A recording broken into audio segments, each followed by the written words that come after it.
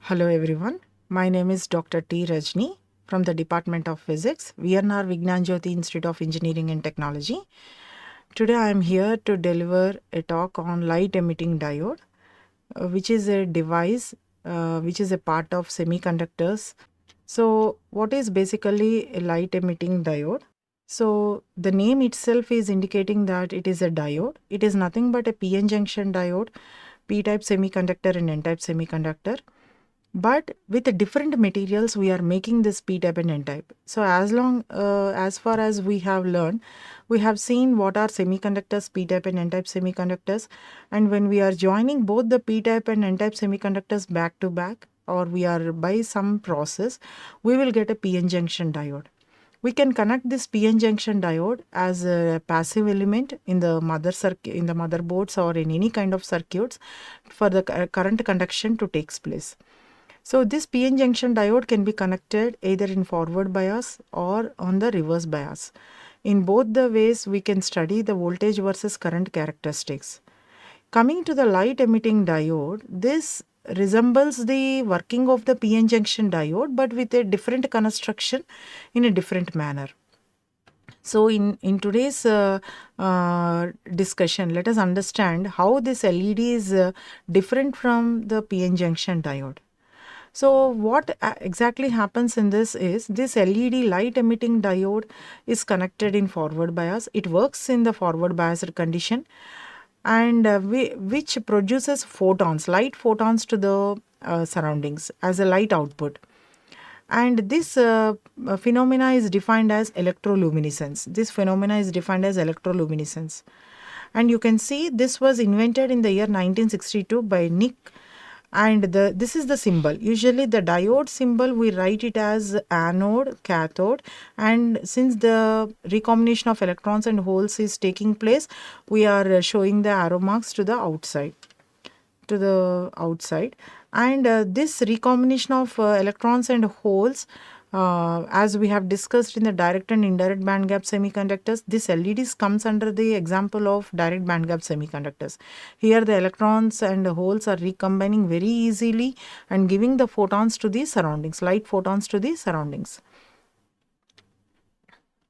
So what happens to this is when a PN junction emits light, when electrical energy is applied to it, which is defined as electroluminescence.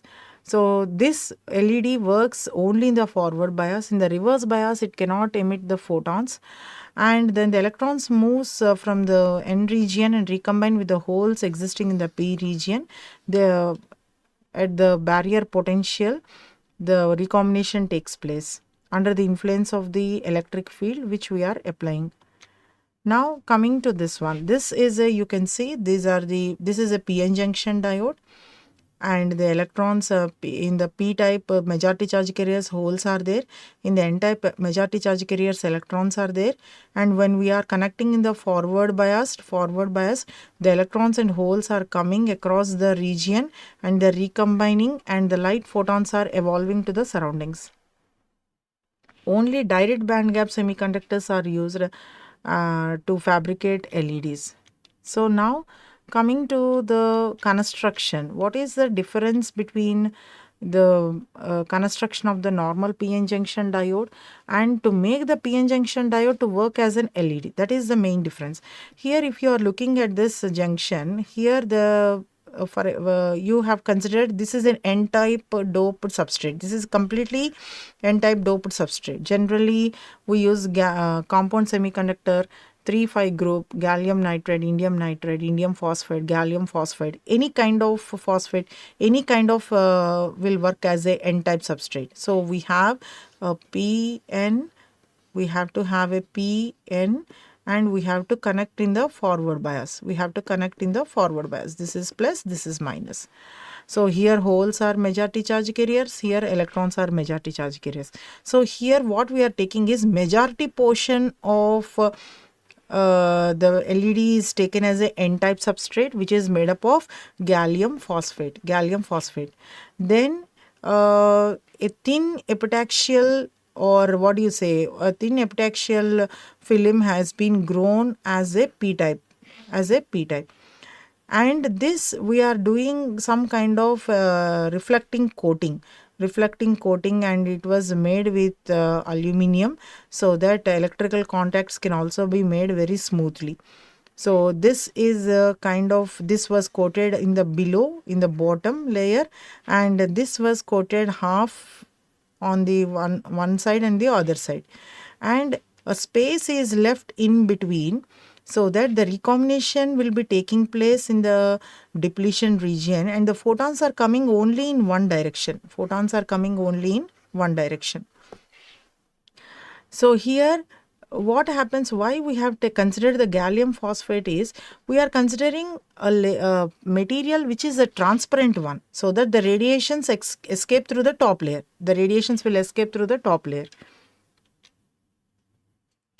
So here the reflective coating is done, and aluminum contacts are also done, so that any photon which is moving in this direction will be reflected back and coming out from this window only. This is the reason why we have taken gallium phosphate. Now coming to the next one. So here the LED is constructed in such a way that the most of the radiative combinations takes place across this side of the junction nearest to the surface, so that they can be coming out of the surface. So for this the PN junction, whatever the P-type material and N-type material we are considering, it should be close to the surface, it should be close to the recombination center, or you can say it should be close to the depletion center. So that the recombinations takes place, and the photons will not get scattered in all the directions. They will be fine-tuned or made them to travel only in a certain direction. Now if you look at here, you can see this is a P-type and N-type semiconductor, and when you are connecting that to the forward biased mode, what happens is the holes starts moving towards the depletion layer, the electron starts moving from N region to the depletion layer. Both of them are recombining with each other, and whenever they are recombining, depending on the voltage which we are applying over here, the recombination is going in the form of light photons. So this under normal diode under forward biased only, but here the materials are different. The PN junction diode, forward bias, reverse bias, we can connect.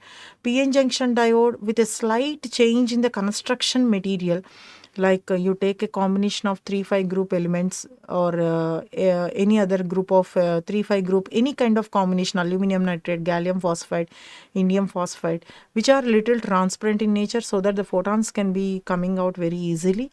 So the construction materials are different, whereas in the PNP transistor or PN junction diode, normal germanium and silicon with the trivalent and pentavalent impurities can also work well for that elements.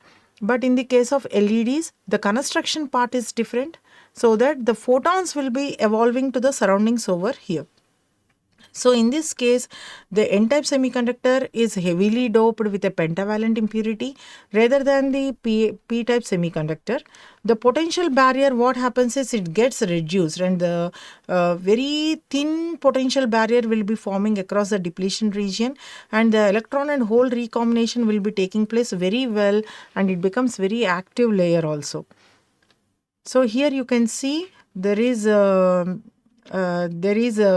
energy level diagram on the P side as well as on the N side.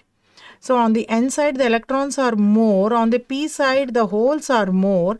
The electrons are coming and recombining with the holes in the P side.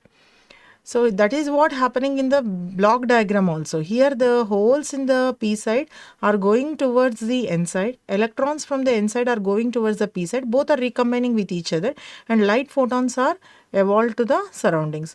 So the reflective coating which is we have done at the bottom will be able to reflect the photons and make the photons to travel in one direction. so that the amplitude of the light will be increased, the intensity of the photons will also get increased over there. Now coming to the next one, different colors photons, different colors LEDs we are looking at. So how it is possible? That is the next question. Here the light photons are coming out of the surroundings, which is E is equal to h nu, E is equal to hc by lambda, or Eg is equal to hc by lambda. Right. So here Eg in the sense Ec minus Ev is equal to hc by lambda. Here you can see Eg is equal to hc by lambda means wavelength of the photons and the band gap. As the band gap is reduced, wavelength of the photons is increased. For example, if you are looking at a visible spectrum, you can see some 440 nanometers to 660 nanometers. You are getting different colors right from violet to red color. If you want a violet color photons, violet color LED if you want to make, you can make, the wavelength is less, so the band gap should be increased. If you want a red color photons, which is a 660 nanometers or 620 nanometers red color photons you require, then band gap should be decreased. So depending on the doping concentration, doping plays a major role in the case of LED. If you are adding the doping concentration for the N-type semiconductor, based on that doping concentration, the different colors of the photons are coming out to the surroundings over here. So the output from LED depends on the band gap of the LED, band gap of the LED between N-type and P-type semiconductors.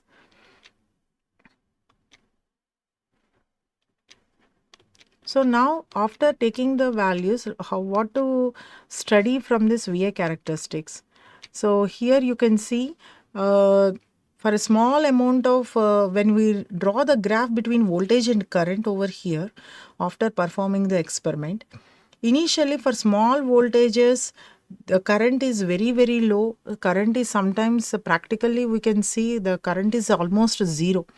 It doesn't mean that there is no flow of electrons. It means that the amount of current or the amount of voltage is not sufficient to glow the bulb for an LED.